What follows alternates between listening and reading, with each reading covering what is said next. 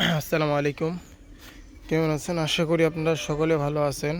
তো আজকে আমি যে বিষয়টা আপনাদেরকে দেখাবো সেটা হচ্ছে একটি দুর্বল কলোনি কীভাবে স্ট্রং করবেন। আর যারা রানী মৌমাছি দেখেন না, এই দেখেন রানী মৌমাছি, এই দেখেন ভিতরে চলে গেল, অল্প কিছু সময়ের জন্য দেখা গেছে রানী মৌমাছি। দুর্বল কলোনিকে কিভাবে স্ট্রং কলোনিতে পরিণত করবেন দেখাবো। এইখানে দেখতে পারতেছেন অল্প কিছু মাছি, এটাকে ফিডিং দিছি আর এইটা ফ্রেম ছেড়ে উপরে উঠছে। এটা থেকে এক্সট্রা কিছু ফ্রেম আছে, এই যে এই ফ্রেমগুলো অন্য একটা বাক্সে দিয়ে দেবো যেটাতে স্ট্রং আছে।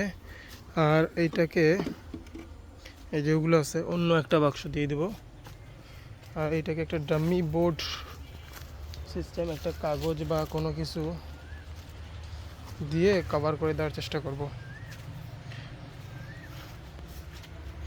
এইখান থেকে এই বরাবর একটা বোর্ড দিয়ে স্পেস কম করে দেবো যাতে তাপমাত্রা ঠিক থাকে।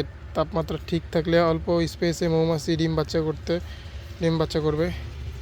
এই দেখুন মৌমাছিগুলা, এই সব মৌমাছি। আর এখানে ফিডিং দিছি, এটা নতুন মৌমাছি ক্যাপচার করছি।